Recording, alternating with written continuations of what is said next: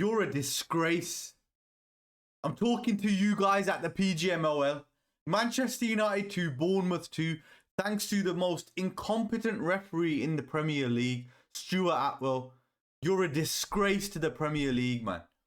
You're a disgrace. If you can't, and if you're not a United fan, if you can't see that that was a clear penalty on Ahmad, a clear penalty before Bournemouth's equaliser, then you're just an even bigger disgrace as a football fan.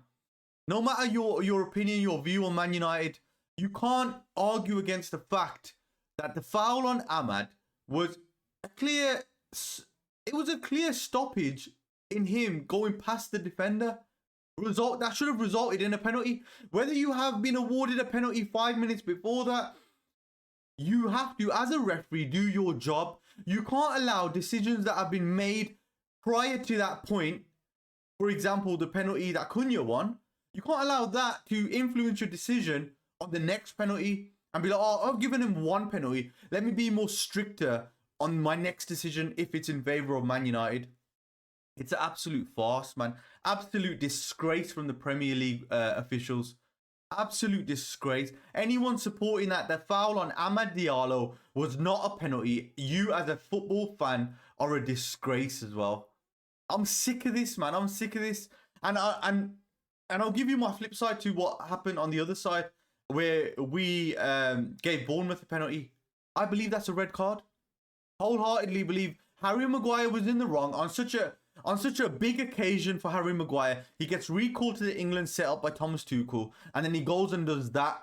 It was a clear red card for me. For me, that's a clear red card. He's in on the goal. He's clearly pushed. I think it was Evan Nilsson. He's clearly pushed him out the way. It's a red card. It's a goal scoring opportunity. So I'm not biased towards Man United here. It's a clear red card. Harry Maguire, poor decision. I didn't think he was up to his best throughout the whole game anyway. But the matter of fact is, we should have been 2-0 up by the time they scored their equaliser. Fine margins in the game. Fine margins in the game is what determines whether Manchester United will, secure a top 4 finish and secure Champions League football next year. And it's a disgrace, man. And I'm doing this video literally 12 hours past kickoff. So I've sat on it. I've rewatched it. I've rewatched the clips, and it's a clear foul on Ahmad. If we get that penalty, Bruno no doubt scores that penalty, and we're 2-0 up. We're comfortable. It's more of a difficult job there than for Bournemouth to chase and their fans to get behind them. It ruins the game. It ruins what we should be. What we should be around. I think 7 points clear now from Aston Villa in 4th. We should be comfortably sitting in a race for actually getting 2nd. We should be chasing Man City. Now we've been dragged into a top 4 race purely for the viewership of the Premier League. I'm sure VAR and the Premier League have made it a subconscious decision to make sure Manchester United are in this top 4 race, because Man United bring viewership. We bring viewership. And you guys have now dragged us back into a top 4 race where we should be clear and going for the 2nd position against City. Honestly, I genuinely think that penalty wasn't given because they wanted United in a top 4 race. It brings viewership towards the end of the season for Sky Sports and the Premier League. Oh man, I hate when referees make themselves the main characters of football matches. And Stuart, well done, because you are the main character in the Manchester United Bournemouth game. But your decision on sending Harry Maguire, in my opinion, it was the right decision. It was the right decision. But we don't get to that point because Ahmad wins the penalty and Bruno slots it in. So what do we talk about here, man? Fine margins in the football game. That's what determines whether you're going to get Champions League football. It determines whether you're going to get relegated, whether you're going to get whether you're going to win a Premier League. It's an absolute disgrace of a decision. Oh man, I'm sick to death of these guys. And I'm doing this video literally as Manchester United have announced that they will be making a formal complaint over the decisions of today's game. A formal complaint to the PGMOL. So I want to just read out what they've said in this BBC article. So it says United were left furious about astonishing and baffling refereeing decisions as 2 penalties were awarded and one was not in a match that saw the Cherries come from behind twice. So we got a director of football, Jason Wilcox, intends to speak with referees chief Howard Webb for an explanation and to express the club's fury. Carrick described the decision made as baffling. It was a baffling decision. The Cunha one's a clear penalty, and Matheus Cunha, I want to speak about you. Man of the match. The only person in a Manchester United jersey today that deserves, some higher praise, because Cunha, his intricate touches, the way he was taking players on, he was flicking it over the Bournemouth fullback's head. He was taking the piss. Today proved that he's of the same bloodline as Neymar Jr. Matheus Cunha, man of the match for me today. Brilliant, brilliant performance, man. Proud to say Cunha is really establishing himself on the left-hand side. But Brian Mbeumo, you need to get your finger at your arse, bro. Brian Mbeumo, today and for the last few weeks now, you have been shocking. Benjamin Sesko has to start for Manchester United next game. We've got Leeds United at home in around more than 2 weeks now. In more than 2 weeks' time. Big game. We don't like Leeds. There's history there. I do not want Brian Mbeumo starting for Manchester United. This is a plea. This is an order from the United fans. You cannot start Brian Mbeumo because he has been a disgrace in the last few weeks. He has been absolutely terrible. His decision making, his runs in behind. I think he had 1 shot on target. Absolute disgraceful performance from Brian Mbeumo. I know I'm using the word disgrace a lot. Disgrace from the PGMOL. Disgrace from the referee that was on the pitch today. And a disgraceful performance from Brian Mbeumo. But yeah, let's get back into it. And Bruno Fernandes, it also says what I'm saying. One is awarded as a penalty, the other one not. I know it's difficult for the referee to give 2 penalties in the same game for the same team. Exactly what I said. But what I don't understand is why VAR doesn't get involved in that situation.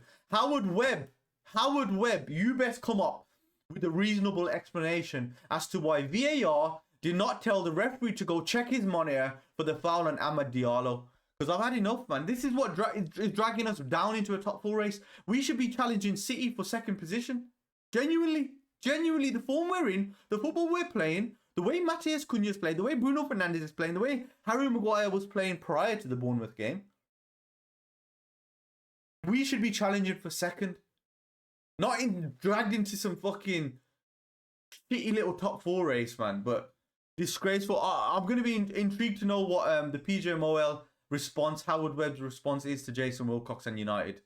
But yeah, man, let's get into your hot takes over on X, your reviews and your comments of the game. Stuart Attwell, you are an incompetent cunt. Oh, straight that's my favorite. That is the review. I don't care what I see after that. If I just want us to hound in on Stuart Attwell. Adam, spot on, mate. Spot on. I'm gonna read the rest of your tweet as well. Full-time thoughts, deserve 3 points tonight, but take the draw, all things considered. Not the best midfield display, I agree. I don't think Casemiro, Kobe Manu were at their best. Cunha and Bruno Fernandes, very good. Bruno, you can't diminish Bruno's performances ever, man. This guy, 110% every week. Another good Lenny Yoro display, I thought the same. Amad and Mbeumo devoid of confidence. And just to reiterate that fact, Stuart Attwell, you are an incompetent cunt. Adam, spot on, mate. Spot on with all your points there. I agree with it all. Let's go into these other ones here. We got Kai.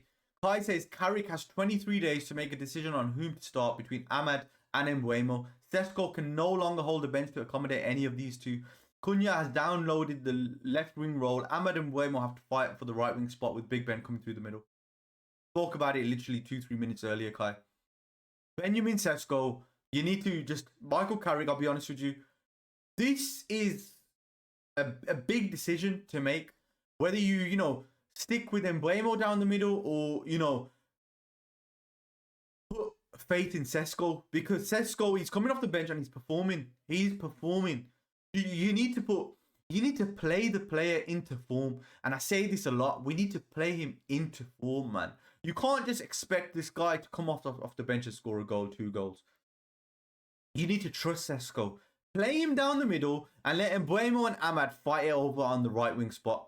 They can have it off. I want to see them, punching each other up for this right wing spot. Right wing for Manchester United, a position that Cristiano Ronaldo played in. A position that some of the all-time greats played in for Manchester United Football Club. You know what I mean? So we need to really, really make sure that Ahmad and Mbuemo are not taking this opportunity that they've been given from Carrick as some sort of charity donation to them. You're playing for the biggest club in the world. These performances from Mbuemo, especially over the last few months, have been a disgrace, mate. A disgrace.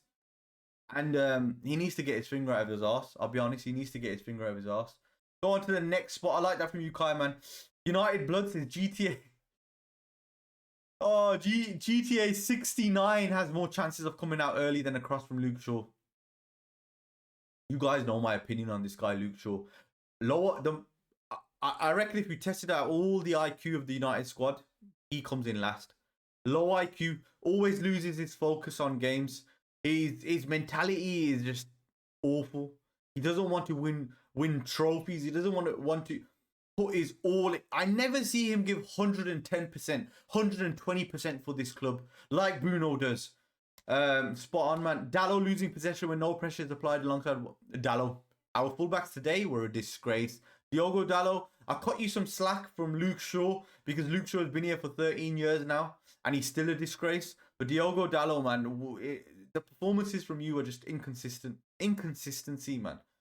We can't keep Carrick because this is straight up vibes. There is no pattern of play and we are actually relying heavily only on our players' quality. Opponents are keeping possession against us and it's been like that since a while. Need to start dominating to win. Wow, United Blood coming in heavy on Carrick here. Coming in with all the artillery on Michael Carrick. I get your point. We can't keep Carrick because you feel it's straight up vibes. I do feel like there's some sort of tactical acumen in Carrick and Steve Holland on the touchline. So I can't agree with that. But I do agree with some of your points. We need a manager that is going to help us dominate in order to win the Premier League.